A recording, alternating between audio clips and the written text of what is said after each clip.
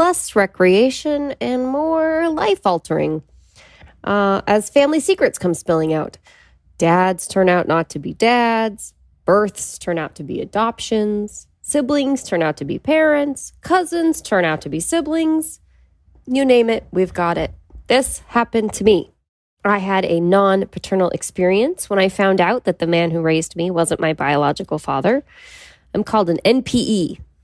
Other acronyms we like to use are things like a DCP, that's a donor-conceived person, LDA, late discovery adoptee, a BCF is a birth certificate father, and a BSE DIA is a baby scoop era domestic infant adoption.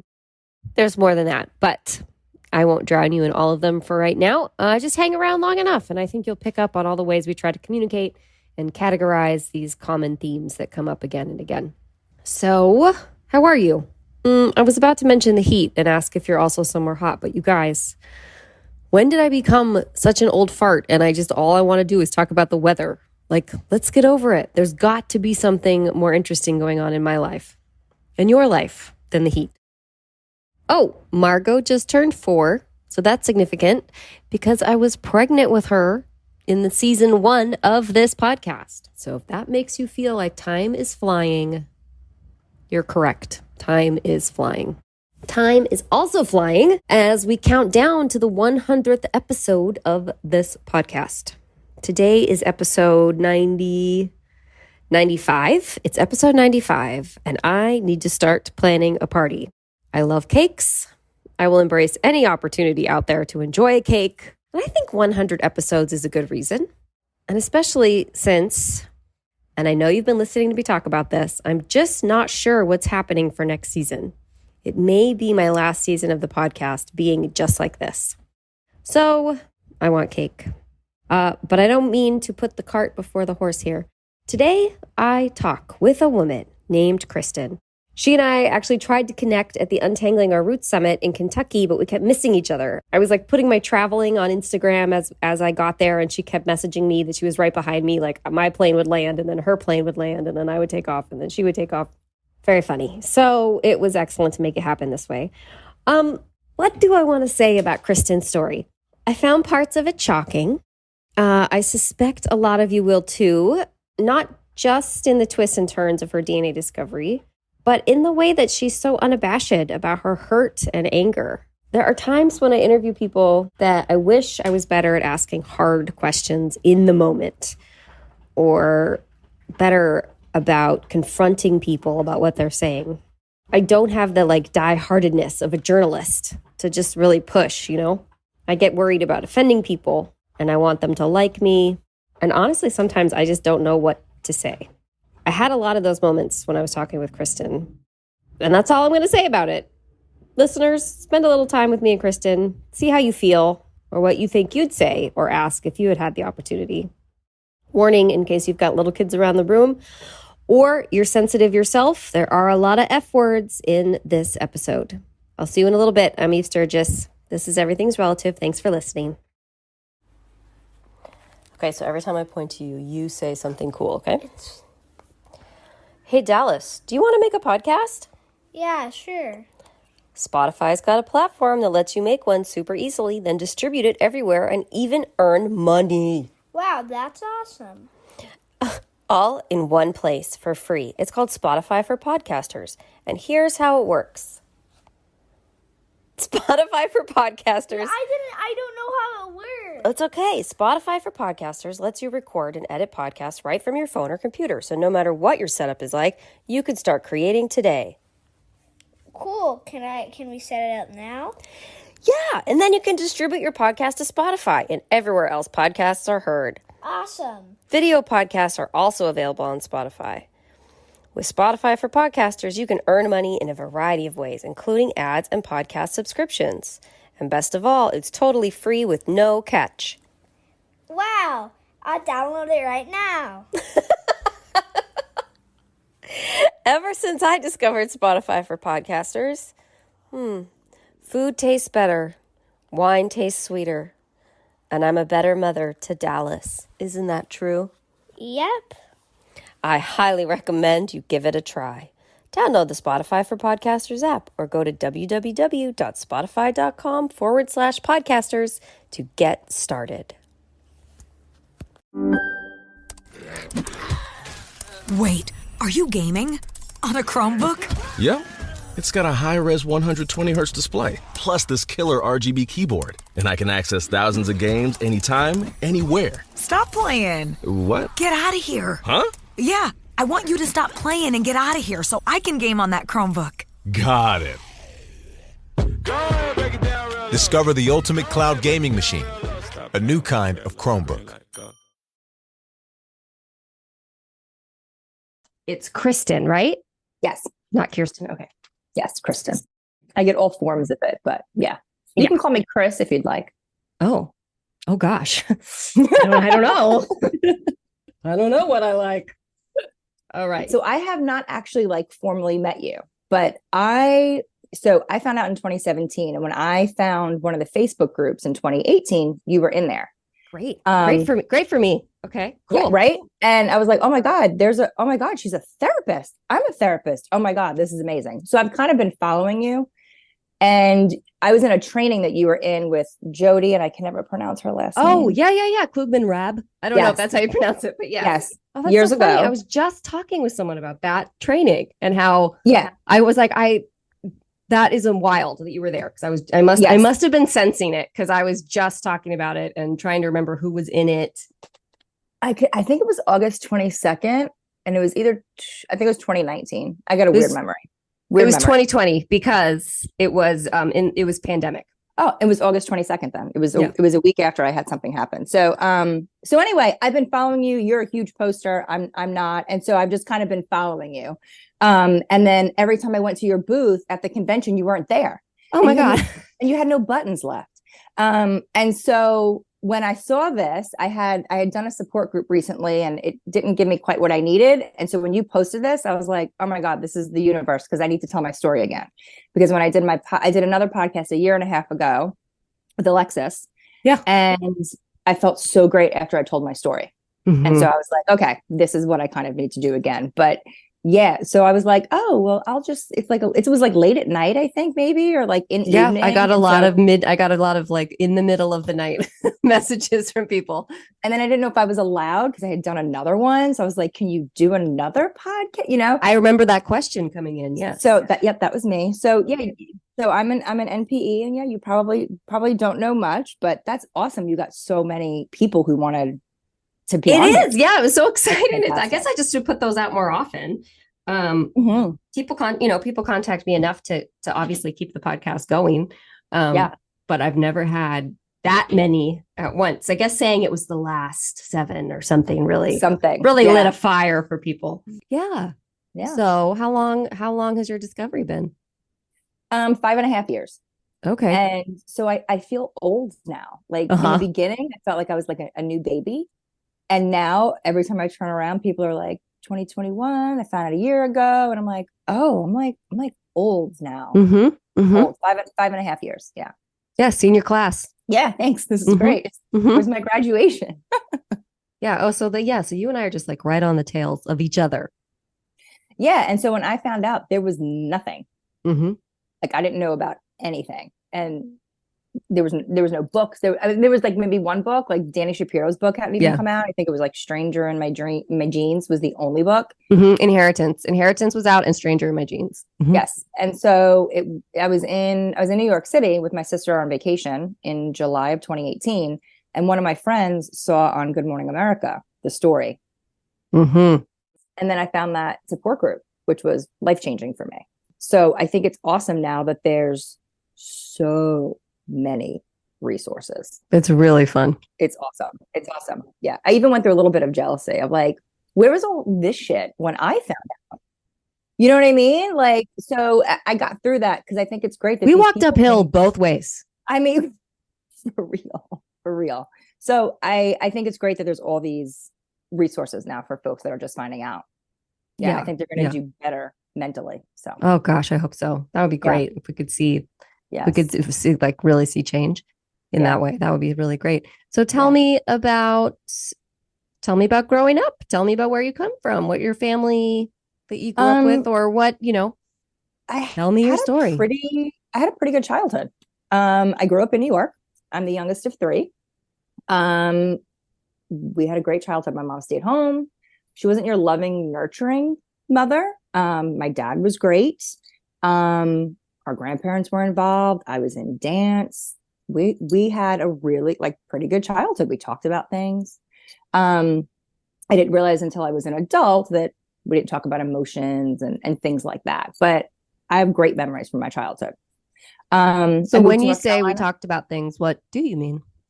Like, we talked about things that happened in the family. We would talk about drugs. I remember when I was in, I think, 4th grade, and the Ryan White story had come out, right? And I remember asking my mom, like, would you let me be friends with him? And she's like, of course I would. She's like, you'd have to be safe, and things like that. And I was like, wow, like, my mom's progressive. Like, we talked about things like that. We talked about drugs. We didn't talk about sex, but I could talk to my mom about things that happened with my friends. Mm-hmm. Mm-hmm. My dad and I, we would do daddy-daughter date nights. He would do these radio station contests and always win movie tickets and CDs, and he would take me on dates, and it was great. And was there a religion or a culture, ethnicity in particular? We were non-practicing Catholics, but we were sent to religion class. Right. And we made all of our sacraments, but we didn't go to church. It was for the looks of it. Yeah. Right. Mm-hmm. And my mother is Italian Irish. So we grew up very heavily like Italian, like with that kind of culture, which was great, and Irish. So I love those ethnicities. And I'm grateful that I actually still have those. Spoiler. Okay. Yeah. So those I got to keep, which was great. So not really heavy on like a religion, but we did, have to do the sacraments and all of things. But I think that was just for the looks of it. Not for heaven? No. Oh, okay. Just for the looks of it, and probably for my mother's mother. She was really, really, really into church. Gotcha. Not overbearing, but it was important to her. Great Depression era, all that. Like, Irish, very into the Lord and Jesus and all the things, which I appreciate. I love that part. And where in New York? Long Island. Okay. I've heard of it. Suffolk County, like Port Jefferson area. Mm-hmm. Sure.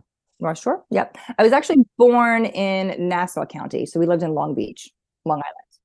And then we moved out into Suffolk County out east when I was about 6 years old. Okay. And I did do a half a year of Catholic school in 1st grade. Oh. Yeah. So she had us do Catholic school. Yes. All the looks. So yeah. And then when I was 15, my dad lost his business. Things were not going well. They were losing the house. And then we had to move to North Carolina. And what was the business? My dad was an insurance adjuster. Okay. So like if a tornado came to your house, he would come out and assess the damage and work with your insurance company. Sure. And so then we moved to North Carolina. But my brother and sister stayed in New York. So then I became like an only child. I went from the youngest of like a very big family. Like, we moved, my grandmother died, and like it was like a whole new chapter of life. But I still thought my family was still who my family was. Sure. Yeah, of course. My mom's and I relationship really started to get like this around that time. She's crunching her fists together for anybody that's listening and not watching. She did not put her hands into the shape of a heart. No, I did not. I said when our relationship was, so I'm going to say, conflict began. Yes. And we went through periods of not talking with each other. And I hated being in North Carolina when I was 16. That is a tough move I had gone through school, like where I came from, the school, like the kids I was in 10th grade with, I was in 1st grade with. Yeah. Like we were all, so that was really, really hard. And I wanted to go back. Yeah, that's a hard move. I begged and begged and begged and begged to finally she agreed. And I actually went back to New York for my senior year, and I lived with my best friend, and her parents became my legal guardians. That should have been a red flag. Oh, really? Right? Well, because I wanted it, but who actually signs away your, like, she was ready to be done. Like, she was the legal guardianship, I guess, is a surprise. Right. She was like, go ahead. And like, I had 2 jobs in high school. I paid for like my prom. I paid for my senior trip. I paid for all that. Like they were done. But I thought, oh my God, they gave me what I wanted. right? So I didn't realize that should have been a little bit of a red flag. Yeah, so I like to say, like, I've been out on my own since 16, even though I was with my friend and her family, and they're great. They're my second family. But I've kind of been out of there since 16. And then I went back to North Carolina for college. I always wanted to go. That's ironic or whatever. Well, I didn't go where they were living, but I always wanted to go out of state for school. And I still got in-state tuition. So I really thought. Ding, ding, ding, ding, ding. Yeah. I thought I was really like working. Not ironic, pragmatic. Brilliant. Right? I was working the system. I was getting my loans a little lower than anyway. Excellent. Okay. I get it. Say no more. Mm-hmm. Yeah. And so, I mean, you want me to go up to my discovery or, I mean, yes. Yeah. Just what prompted you to take the test or how the relationship developed after that? My mom and I have been rocky ever since, like just periods of it. She also drinks a lot. I'll call her an alcoholic now. She drinks a lot now. And that played into us not speaking, which I'll get to, but it was good. Like we, just roller coaster over the years, but my dad and I have always been very, very close, always. So in March of 2017, him and I took a road trip up to New York to go visit family so he could see his mom. My grandmother's still alive. That plays into this. She's 93 and she is with it 93, like full conversation, does her grocery shopping. She doesn't drive, but she's fully with it. So we went up there and, we're, as you do, you talk about family stories and ancestry and all of that. And I'm like, you know what? I'm going to do the ancestry DNA because we've always heard there's Native American in our family. And I'm going to go find that out. Mm-hmm. And I'm going to see if I can find out some military records on my uncle. And I'm going to find some Italian relatives and go visit them. This is going to be great. So I get the kit and it sits on my desk for 3 months. I never spit it. I just kept walking by it. I look back now and I think like I may have felt something that I just like very quickly dismissed. But it just sat there. And I remember my friend going like, you still haven't done that? Like, just do it. So I did it. Got my results back in August. And I was 51% Ashkenazi Jew. It didn't say Ashkenazi Jew. It said European Jewish. I'm sorry, European Jewish. Oh my God, that's so weird. Did they put Germany in the Jewish section? I'm kind of intelligent. I know that is not how that works, but this is what I'm doing. I mean, I think time and time again, we know that's what we do. We're just the denial. You're making it work. I mean, you are, right? So I know that I should be about, well, at the time, 25% Italian, 25% Irish, and then 25% German and whatever my dad's dad was. I now know you don't get even amounts, right? So even if all that were true, I could have 40% Italian, 10% Irish, just the way the marbles fall, right? So I'm asking everyone and they're like, yeah, that must be what they've done. It must be all your grandfather's stuff just lumped in. I don't know why they call it, European Jewish. So I'm like, okay, put it away. I put it away. I never saw the DNA matches section. I didn't even know there was one. So it's the Sunday after Thanksgiving in 2017. My husband and I are watching Stranger Things. Okay. Till this day, when I listen to the Stranger Thing, the theme song, it still does something to my body. So we get to episode 4 and I'm like, nah, it's not for me. I got a little scared. Everyone can make fun of me. I'm not a Stranger Things fan. I'm sorry. The first season? Yeah. I wish I could be, but I'm just not. It's okay. I only watched the first season. I thought it was great, but I didn't feel like I needed to watch any more.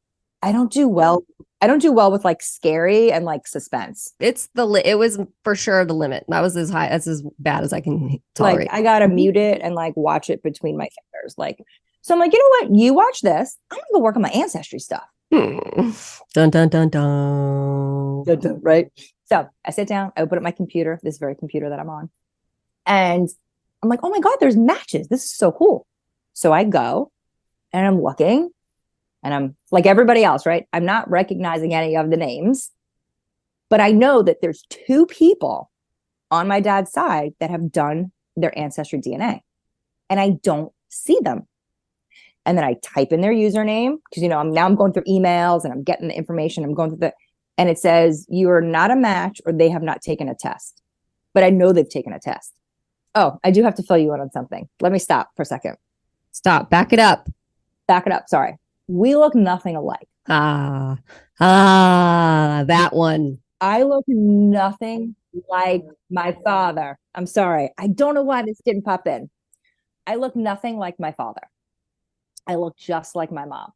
Someone just posted a freaking picture the other day of all 5 of us. And when I was a kid, I showed this picture to my mom and I'm like, why don't we all look like each other? Like this family, like my friend's family, they all look like each other. She has 5 brothers and sisters. I'm like, we don't look like them.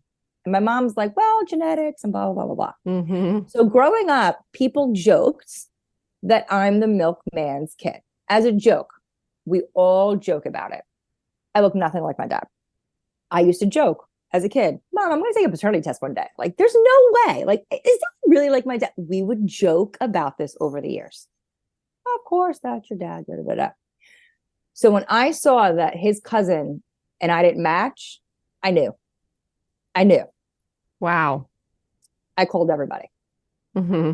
I called my brother. I called my sister. I called my dad. I called my aunt. Everybody. That's crazy. The lab made a mistake. Your father's your father. What's the age difference? What's the age difference between you and your siblings? My sister is 6.5 years older than me, and my brother is 2 years older than me. Okay. So my parents had been married 9 years by the time I was born. Mm-hmm. So my mom at this time is in Florida. This is a Sunday.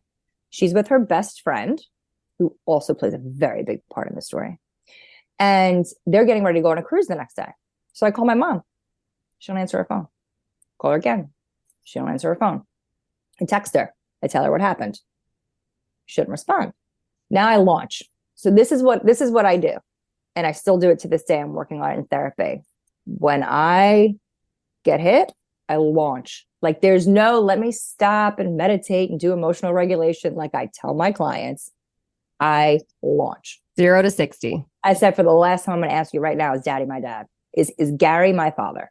My aunt texts me. Or I was saying, so my mom's best friend, and I hate that I'm programmed this way. We always called her aunt and her name. Yeah, I knew exactly who you meant. And I can't undo that. I'm working on it, but I can't undo it. So she texts me. Of course, he's your father, and da da da da da da. My mother never called me back, and on the next day went on a cruise for a week. Don't salt her game. She's trying to go on vacation. She is. I have one other part I forgot to tell you. You're gonna kill me. No.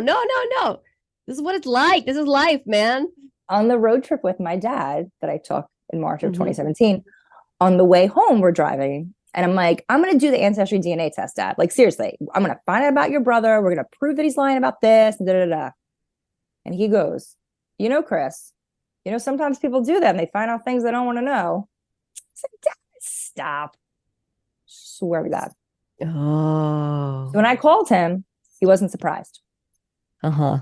He wasn't surprised. Cut 2. So that's Sunday. Thursday is day 1 of my EMDR training. And for those of you that don't know what EMDR is, oh my God. It is trauma therapy. So I am a trauma therapist who just had the biggest traumatic event happen in her life. And I'm now going to my own trauma training to get trained to help other people in their trauma. Uh-oh. Fun, right? Fun. Okay. So Friday night, me, my sister, and my dad go to dinner. And he tells us stories about our mom that we didn't know. Are they married? Yeah. Yeah. Okay. They've been married 52 years. They're still married. Mm-hmm. Yeah. So he tells us stories. She partied a lot. Before I was born, he had a conversation with her that I'm not your babysitter. You need to stop going out every weekend. Like she would go out and party every weekend and he was home with the kids. So led me to believe this is pretty true. So he and I did a paternity test. Mm-hmm. Now, of course, don't tell your mother I'm doing this, right? So I literally, after the trauma training, right? The 3 days of trauma training, on Sunday, go to his house. My mom's gone now, right? Which the universe, she's never left the country. So this was so divine how this happened. Him and I are having dinner and freaking swabbing our fucking cheeks, right? That's amazing. And it's interesting. He participated in all of it. Right. Yeah. It's a really sad story with him, but I'll get to. So did the paternity test, had my first panic attack. December 6th. Oh. December 6th, pulling up the results, seeing 0%. Yeah. Full-blown panic attack. Oh. My brother and sister were great. They were like, you're our sister. You're always going to be our sister, because I got more surprises for you. At that time, I thought, well, I'm the only one that's not, like, they're my half siblings. They're full siblings and they're all a family. What am I? And do they look like your dad? I was going to ask you that earlier when you were talking about how you look like your mom and don't look like your dad. Do the other siblings? My sister kind of does look like my dad. She doesn't really look like my mom. The older she gets, she's looking like my mom, and she will kill me when she hears that I just said that. Even though we talk about it all the time. It's so common. It's so funny. My brother, Verdicts, I don't know who he's got my dad's height. That's the problem. My dad is 6'4", my brother's 6'5".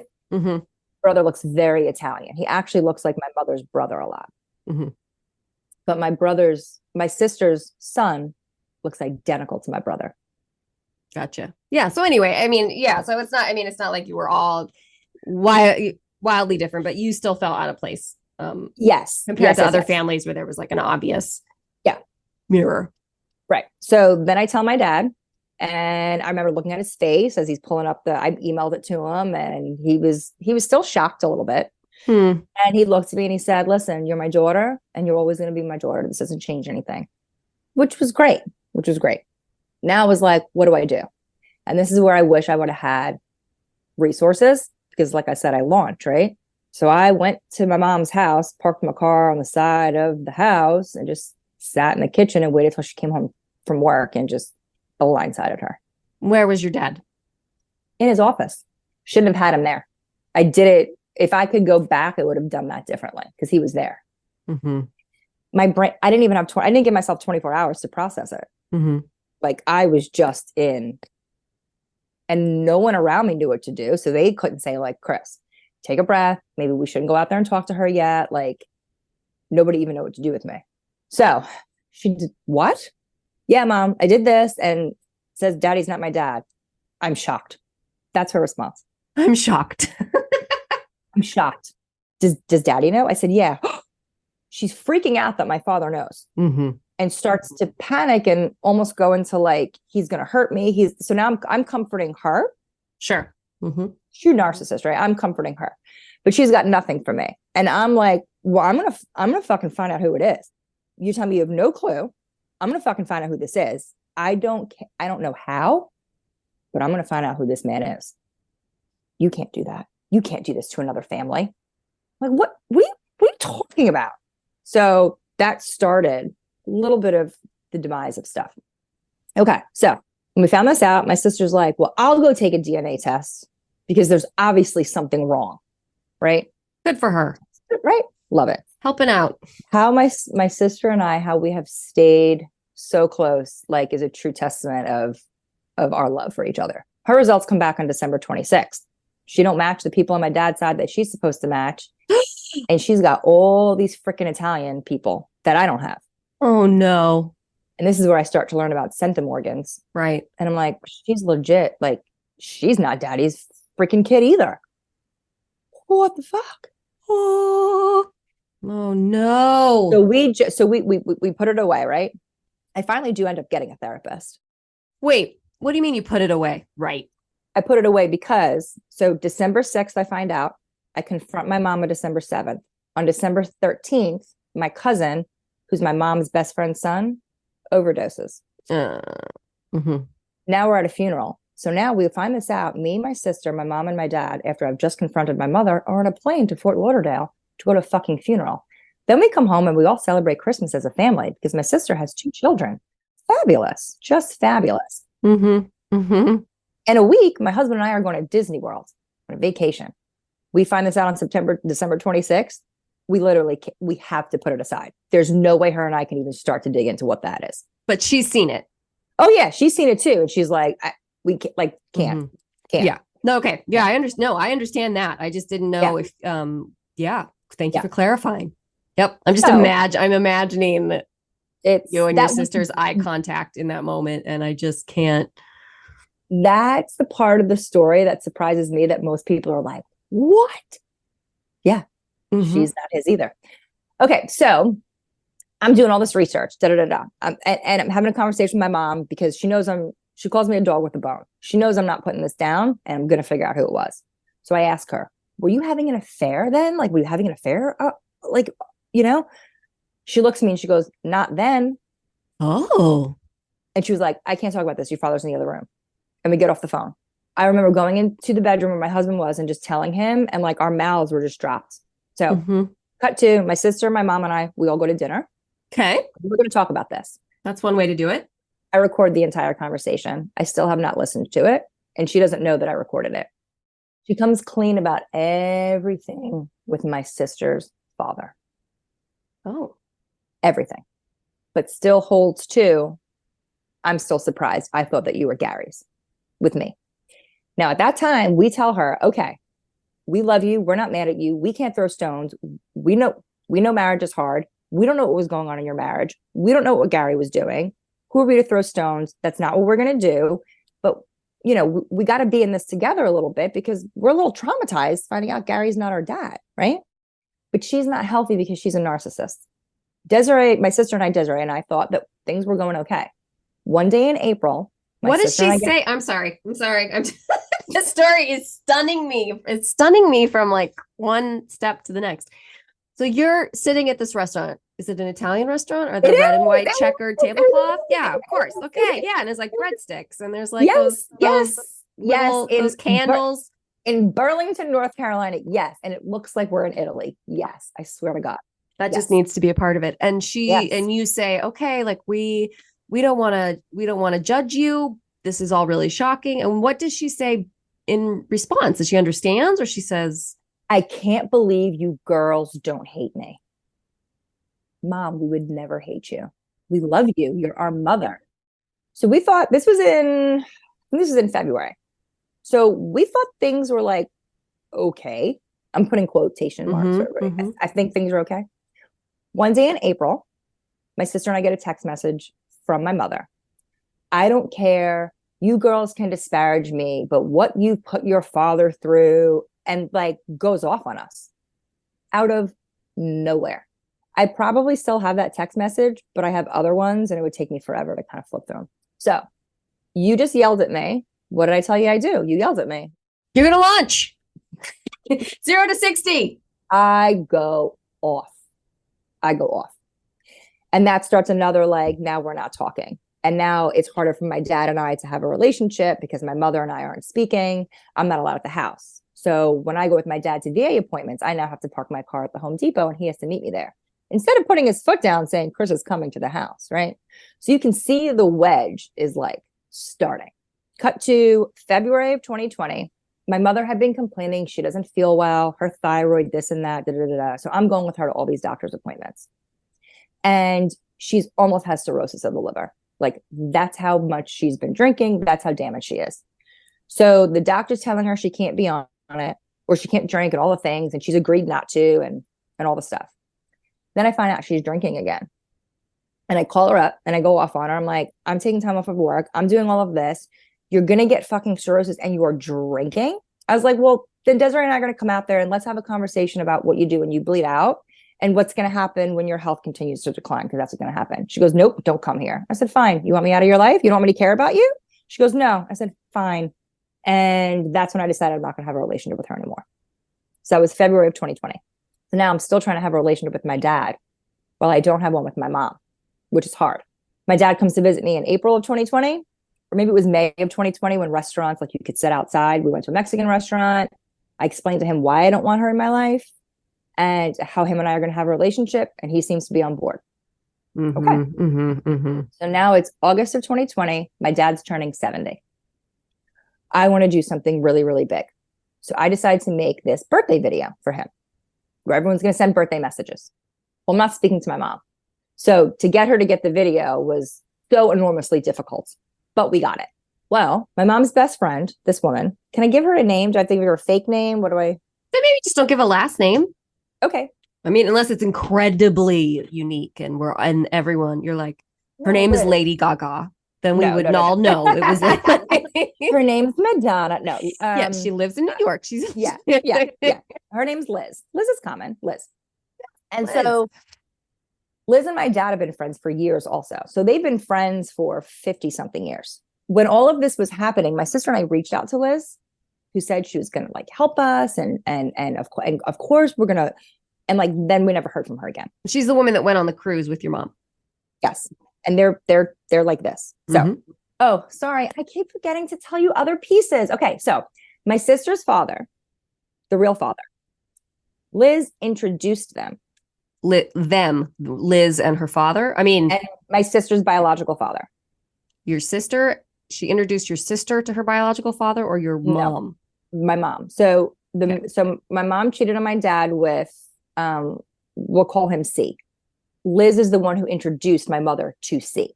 50 years. I mean, not 50 years, 40 years ago. In 1973. In 1973. Gotcha. Okay.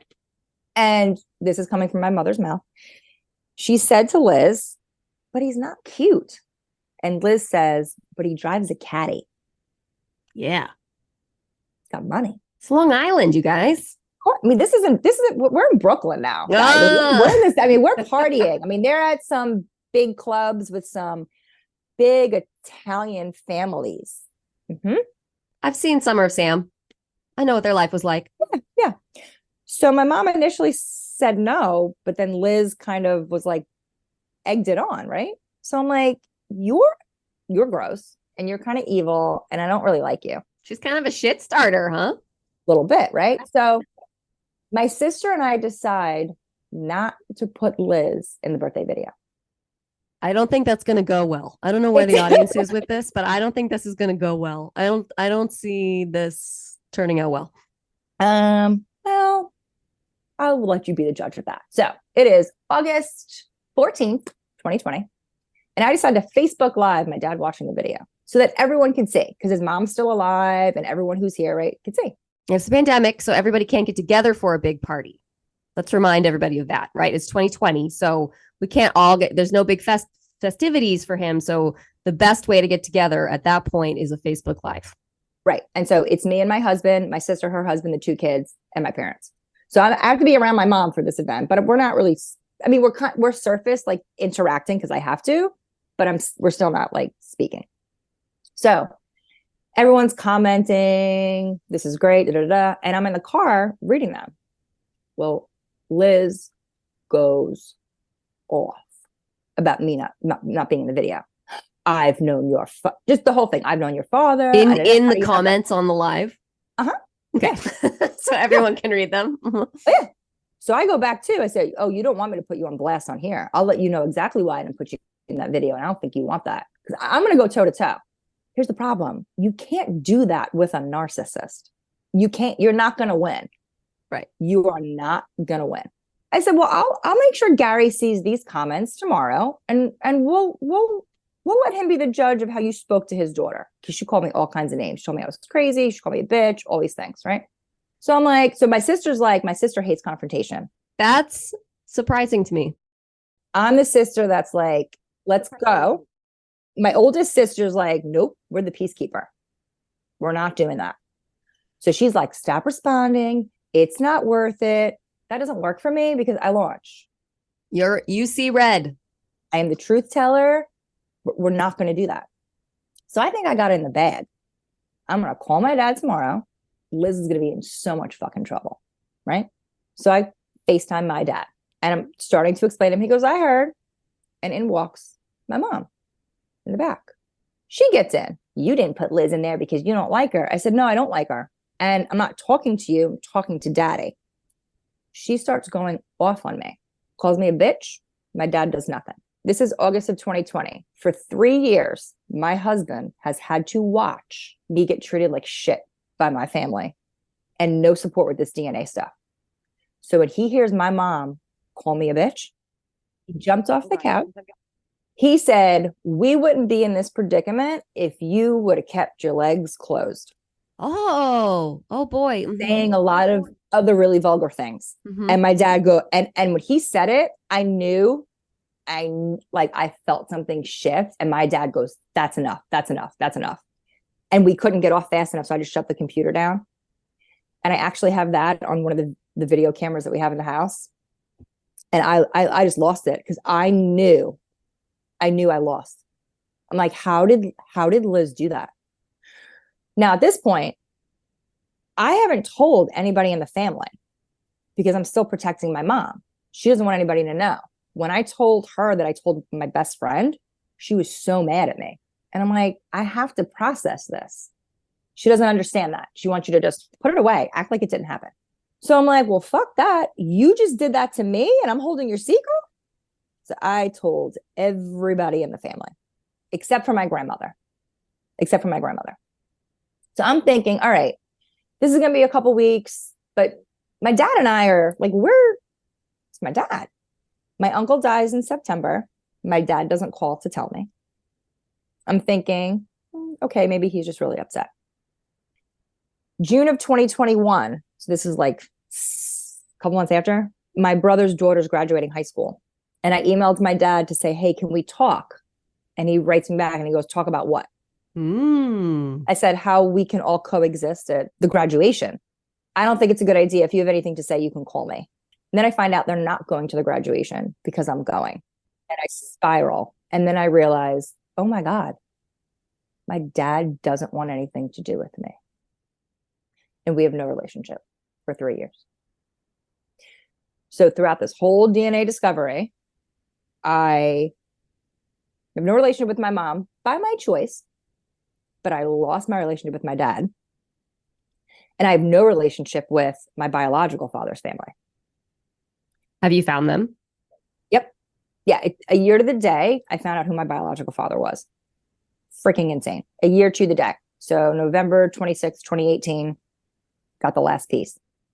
And they don't want anything to do with me either. So I struggle with the why did I discover this? Mm-hmm. And I struggle with finding other people who have lost all of it. Because a lot of people have some really cool stories, which is awesome, where like they connect with the father or they have a newfound sibling. I've yet to find someone who hasn't connected with anybody and then doesn't have a relationship with the parents that they grew up with. Mm-hmm. Yeah. It's crazy. Yeah. So you feel really isolated. Oh yeah. Yeah. So for a long time, the story was, well, my father's not going to talk to me because my husband hasn't apologized to my mother. So my nephew graduates college in May and he goes to Charlotte where I live. So he's an hour from me. So the party and everything's going to be here. So I'm just praying they don't come because I don't want to have to be around them, but they're coming. So I'm going to have to be around them. And my husband's like, well, I'm going to apologize to her. Now I don't want him to, because in that moment when he did that, as vulgar as it was, I felt for the first time somebody had my back. Somebody stood up for me. I say it was the most romantic thing my husband's ever done was cuss my mother out. People laugh, but it was, I loved that he did that. So I didn't want him to apologize. So he did. He apologized. We were at Topgolf and my parents were walking in and he went over and he apologized to my mother, who had tears in her eyes, like lunatic, right? And apologizes to my dad. And my dad says it shouldn't have taken you 3 years. I wanted to take a golf club to my father's head at that very moment. And for the rest of that night, they walked by me like I was invisible. And when we were outside in the parking lot leaving, they both went up to my husband again to thank him and walked right by me like I was nothing. Man, everybody in this family, I mean, everybody, what I mean is you and your parents and maybe your husband are very demonstrative with their feelings. Everybody's really showing their colors to each other. Yes. So I didn't really interact with them except the next day at the lunch, I drank a lot. And apparently at the end, I don't remember this because I was in a little bit of we'll say a brownout. I hugged them and thanked them for coming, which I wish that I hadn't done. And they still want nothing to do with me. My father still wants nothing to do with me. And that's a really, really hard pill to swallow because I had the best dad growing up. I even did a workshop for like NPEs and adoptees and like, your relationship with your dad and like not having a good one and how to recreate that. And it wasn't helpful because they were recreating like the father you would want to have. And I had that growing up. Had that. So that's probably been the worst part of this entire experience is losing my dad. because in order to have a relationship with him, I would have to have a relationship with my mother. And I don't want anywhere around that woman. She's just pure evil. Her energy, she's just like talking about her, she's like, I'm twitching. Like my nervous system is like, she is not safe. Do not go near her. So that's my lovely little story. Yeah, you have to respect that feeling. Yeah. Right? Yeah. Yeah, and they're a package deal. They are. I mean, that's the commitment they made. And, my dad's the perfect enabler for a narcissist. He just is. He just is. So, yeah. So it's very interesting because my sister and I couldn't be more different. She's a breast cancer survivor and she's a mother, which changes her view on a lot of things. And so she still has a relationship with them, which makes it very hard for us because she often feels in the middle. Sure. Yeah, of course. And, like family secrets is the whole thing. And for a while, none of the kids knew. And then I looked like the bad guy. And so her and our relationship has really, really been tested by this entire thing. And we've gone times with not talking and we've yelled at each other. And, but I'm really, really proud of how her and I have worked through that because I couldn't do this without her. Mm-hmm. It's my only connection really to that family. I mean, I have a relationship with my brother, but it's just different with my sister. Mm-hmm. Yeah, I didn't even think to ask what was going on with your brother this whole time. The most popular question that I get is, well, is your brother your dad's too? And I don't know. He doesn't want to take a test. I actually offered him $1,000 to take a test.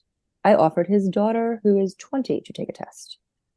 Neither of them said yes. If someone offered me $1,000 for something, I would seriously consider that. But so he doesn't want to know, but he thinks he's my dad's. I don't. He was in the Vietnam War. Your dad? Yes. And got malaria, and that makes you sterile. Mm-hmm. And he also had a Humvee accident. And then developed some issues later. And so I don't think he can have children. So I don't think my dad is his. So then the next question is, well, who do you think it is? Is it Desiree's biological father? Is it C? It's not mine. There's no way it's mine. I mean, they don't want to have anything to do with you. So do you have any inkling of a story beyond just a party night? No. So okay. I mailed him a letter, never heard anything. I reached out. Is he still in New York? No, he's in Florida. He just the other place for New Yorkers to live. Right, right. The Carolinas or Florida. He's in Delray Beach. He's 86. I'm 42. He's 86. My grandma's 93, y'all. That was fun. So the way I found out is I have a half brother. His daughter was in there. So my half niece. His wife is actually the one who gave me bits and pieces to put this together. I emailed him. He is a prominent defense attorney in Florida. He wrote back and told me to go fuck myself. I was like, oh, great. That was great. Then I found the emails for the two sisters and emailed them. One made contact. I went up to New York and met her and her husband. The brother told you to go F yourself or the dad? No, the brother, the prominent attorney, says, go fuck yourself. Not even fuck you, go fuck yourself. I was like, those are interesting words. And then I guess he's a launcher too. Yeah. Look at that. Maybe it runs in the family. He's actually in a documentary for a case that he tried. And I actually just watched the whole hour of it this past weekend to see if I could see mannerisms. He's a pompous ass. The only thing we have in common is that we're right-handed. And we have big ears. That's it. His stick out a little more, but that's it. So I find the emails from my two sisters, email them, the one, I meet her. I go up, she gives me a little bit of information. She's shocked. She has no idea. She said she kept saying he's not a sophisticated man is what she kept saying. So in the family I grew up in, I'm the only one with college education. I have a master's degree. I mean, school's not for everyone. That's not my point, but it was always interesting. My biological father's family, they all have degrees. They all have master's degrees. Two of them are attorneys. I would have become a lawyer. I think I'd be pretty good at it, but I didn't want to go to school for all those years. I thought, well, he must be really educated, right? That must be where I get that from. But he's not. She says he's racist. He's homophobic. Like, he sounds like an asshole and someone that I probably would never want to meet. But he's charismatic and he's funny. That's all I get. That's all I get from her about him. So we text a little bit, but not much. And then like February of 2020, like she ghosted me. I never heard from her again. A few months ago, it was bothering me for whatever. I was triggered by something. And I reached out to her husband, who him and I have emailed a little bit. And I was like, I know it couldn't have been me, but I just don't understand why she got me a birthday present. She got me a beautiful birthday present. Jewish, the eye thing. Got me a beautiful gift. I'm like, I don't understand why she did that and met me and then never talked to me again. She got so much shit from everybody for meeting me that she couldn't continue to have a relationship with me. Mm-hmm. Yeah, that's too bad. Yeah. I look a little bit like her. I look a lot like her nieces. So that was kind of cool. We did order the same thing at the restaurant, which I thought was interesting. She likes Frank Sinatra. I like Frank Sinatra. But that's it. So the story that I tell myself is I must have been a one-night stand. They must have been partying and I had to have just been a one-night stand. That's just what I tell myself, because having to sit there and go, oh my God, was it rape? Was it sexual assault? Was just too much for my brain. So I just decided to create that story for myself. So I'll never know. I'll never know. So it's crazy. It's crazy. Every now and then I Google them. And every now and then I look to see if he's alive, because I do plan on visiting his grave when he's not here. I figured that's the closest that I'll get to meeting him. Oh, I'd love to go down and stalk him, but Delray Beach is really far away. Otherwise, you'd be right there. Otherwise, I would totally do a road trip. Like these people who are like, oh my God, he lives in my town. I'm like, oh my God, I would be arrested for stalking. Totally be arrested for stalking. Oh man, I'm sorry. Your story leaves you a little bit of an island. Yeah. Right? It sounds lonely. It even sounds lonely in the NPE community, because you said you feel like you haven't been able to meet anybody that's as isolated as you from everybody. Right. But I know that they're out there. Yeah, they're out there. The other thing that I found interesting that didn't hit me until the conference was like, not jealousy, maybe envy, because in the donor conceived land, right, they can fight for laws, right, against what the fertility community is doing, right? And they can educate, and adoptees can do there's active things that advocacy. Yeah. Yes. I don't like, I envy like you and Alexis, who have done like podcasts and turned it into something. I've yet to figure out like what to do with it. You know what I mean? Like they can advocate and do all these things. And I just feel like, how do we advocate? Like, like go find the mothers who are lying to their children and tell them why it's a good, you know what I mean? Like what? Yeah, that's a good question. What are the things you can do? How do you? Yeah. I've stopped asking why, because it's not important. But it's kind of like, I do look at my life before and after. If I talk about memories from before the discovery, I say mommy and daddy, or mom and dad. After, I use their first names. It's so weird like that. So yeah, I don't know. Like a book just seems like a daunting task. And yeah, so I don't know what to do with that. And maybe I don't have to do anything with it, but I just said to my sister the other day, I still just can't believe this is my life. I still just can't believe that this is my life some days. It's just nothing you could have ever fathomed. Even for your dad to say in the car, some people do those tests and find out things they don't want to know.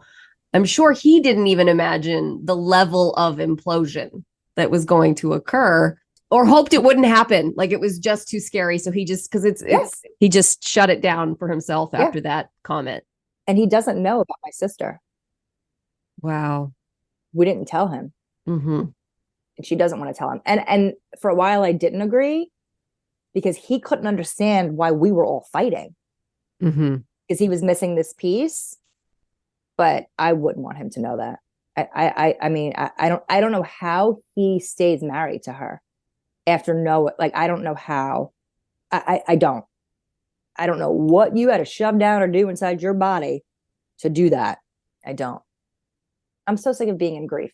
Grieving that's been really, really hard. Because like I said, he said, you're my daughter. And you're always going to be my daughter. Yeah, that sounds like the biggest loss in all of this. Is the loss of your dad. Yeah. Yeah. Yeah, that's too bad. So I say, well, when my mom dies, which I was about to ask how her health is doing. Did she stop drinking? No, she's still drinking. My sister said she sounds like my grandmother in the morning, like she's probably got COPD. Because I think she still smokes. But those people take a while to die. They do. It's like, I'm like, you just can't kill these people. You just can't. So when she dies, maybe, but then there's a part of me that's like, I don't even want a relationship with you because of what you did to me. Like the amount of therapy that I've had to be in, because as you know, right? Because I had something similar happen with my grandfather, history repeats itself. My mom's dad, at the end, like they didn't speak for a while. And my grandfather cut me out for a while because of his wife. And so my subconscious is like, well, you just wait. Your husband's going to do the same thing. Because if your dad left, you just wait. And I have to really, really work hard on that in therapy. Yeah. Have you been in therapy this whole time? Yes, with the same therapist. Love her. I mean, you said I found a therapist at some point. So yeah. Yeah. So the beauty of being a therapist and having lots of friends that are therapists is when this happened, I asked 3 different people for a therapist recommendation and they all gave me the same name. Oh, wow. Allison. Oh, that's great. Allison Todd. I love her. I love her. We love you, her. Allison. She's amazing. And what's it been like for you as a therapist navigating this world? Does it change your perspective on things, or have you ever had NPEs come through your office? I have. I've had a few. It's not something that I want to specialize in just because my stuff's so still entangled with my dad's stuff. My specialty has become working with daughters of narcissistic mothers, and I really enjoy that.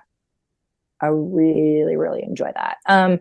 Some days it's really hard to be at work, and some days I welcome the distraction of being able to just dive into my client's world.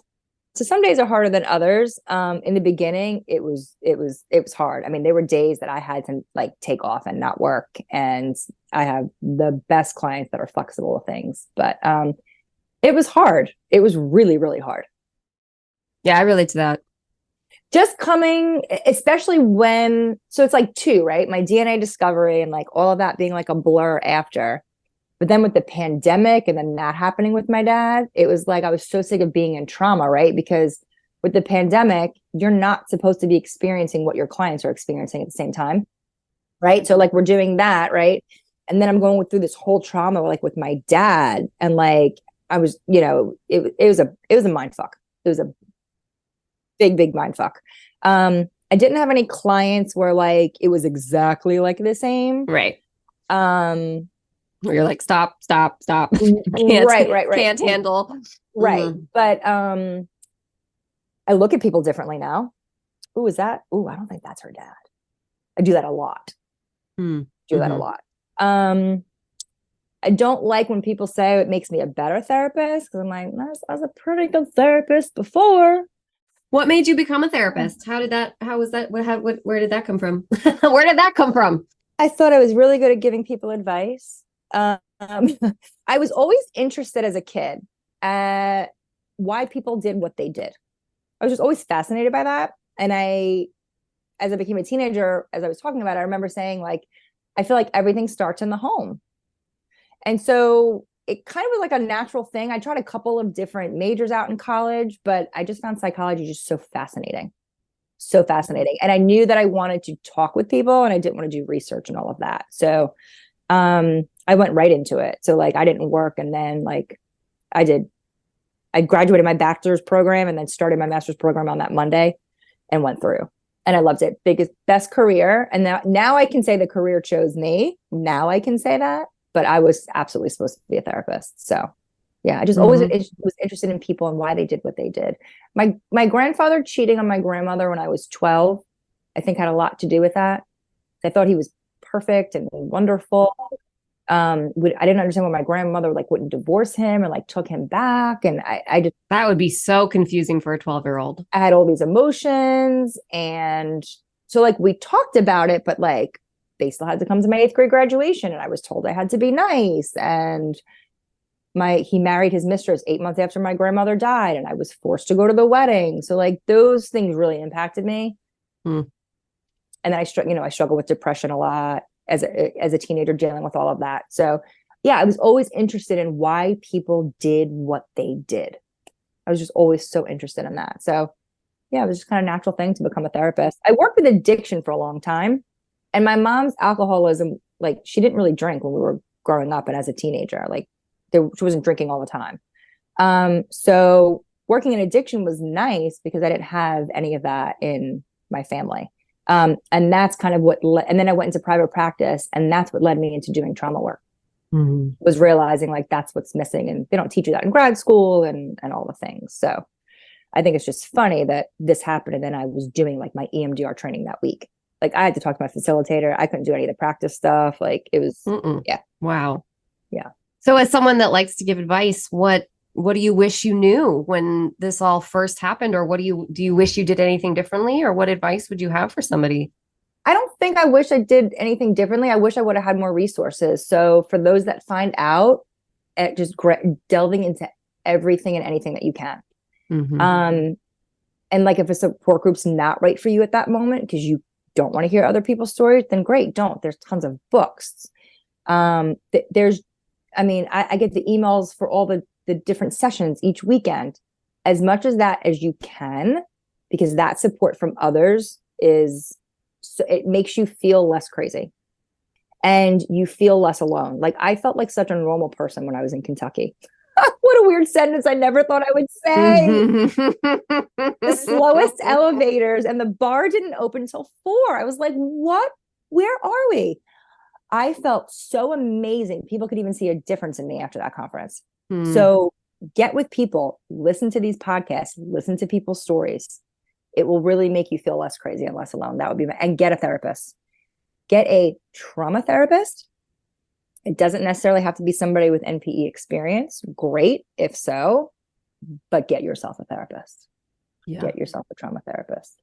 I'm glad I did that very, very early on. I do have to focus on what I'm grateful for instead of what I don't have. That really does help me most days. And not just saying it out loud, actually writing it down does make a difference. So yeah, I just keep doing these things. I cannot wait till there's another conference. This is just something I'm going to be doing forever because it is the gift that keeps on giving. Because who knows if one of my half nieces one day decide they really want to talk about something, you know what I mean? Like you never know what is going to keep happening with it. So you never know. It's not over, and it's still, it's not over. It's out. The information is out there. How is it to tell your story today? Much less emotional. Like what was really cool, because when I did Alexis's, I remember getting off and crying. And I did an interview with someone who was doing a research study and like shaking in the middle. Oh, my body is totally calm and relaxed. Today you're calm and relaxed. I'm so I feel so good having shared my story. So I have to keep doing some of that. Yeah. Which I think is a true testament of all of the work that I've done. And I've done EMDR around this too. So very validating that I'm actually calm and not shaky. It's nice. Yeah. And a testament to the process, a testament to the power of processing a story by talking about it, right? Like that the words, the words itself can become a way for your mind to settle and be a salve for an experience. And to heal. Yeah. Well, I'm sorry that we didn't get to meet in Kentucky, but if we had, you couldn't have told me this whole story. No way. We wouldn't have had the time. No. And what's so interesting is I could tell you so many crazy other stories that I heard from people. This is nothing. This is nothing. But it's kind of cool every time I tell it, because I'm like, wow, it does have a kind of a lot of crazy pieces. It really kind of does. It does. But yes, I went to go get a button and they were all gone. Your buttons were a big hit. They were a big hit. I'll send you one. They were. I got more made. So I'll send you one. Let's keep in touch. And keep us communicating and figuring out different like resources that are working or not working. I would love to know for you. And thank you for doing this. Like I said, I followed you and that's been even helpful in my journey to see like other people like, are okay. Like that's been very, very helpful. So thank you for having this podcast. Thank you for everything that you've done.